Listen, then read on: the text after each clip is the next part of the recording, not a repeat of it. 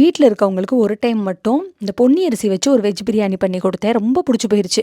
அதனால் அடிக்கடி அதான் கேட்குறாங்க. இன்றைக்கி வாரத்தில் 3வது நாள் இந்த பிரியாணி பண்ண போகிறேன். இதுக்கு பொன்னி அரிசியை வந்து நல்லா வாஷ் பண்ணிவிட்டு ஒரு 1/2 மணி நேரம் வந்து ஊற வச்சிடணும்.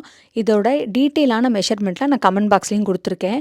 குக்கரில் நெய் ஊற்றிட்டு நெய் சூடானதுக்கப்புறம் எல்லா ஸ்பைசஸ், வெங்காயம், இஞ்சி பூண்டு பேஸ்ட்டு, தக்காளி, புதினா, கொத்தமல்லி 1 பை 1 போட்டு நல்லா வதக்கிக்கணும். கேரட், உருளைக்கிழங்கு, அப்புறம் இந்த பேபிகார்ன் அதையும் போட்டு நல்லா வதக்கிடுங்க. இதுக்கு மெயினான டேஸ்ட்டே இந்த பேபிகார்ன் தான். பச்சை பட்டாணி, பீன்ஸ் அதெல்லாம் சேர்க்க வேணாம். அதெல்லாம் சேர்த்தோம் அப்படின்னா நல்லா இருக்காது.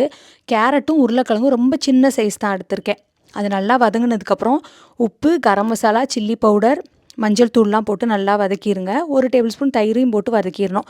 1 கப்பு அரிசிக்கு 1½ கப்பு தண்ணியை ஊற்றிட்டு தண்ணி கொதிச்சதுக்கப்புறம் அரிசியை போட்டு க்ளோஸ் பண்ணிவிட்டு ஹை ஃப்ளேமில் 2 விசில் வந்துருச்சு அப்படின்னா பிரியாணி சூப்பராக ரெடி ஆயிரும். நாளைக்கு பார்க்கலாம். பாய்.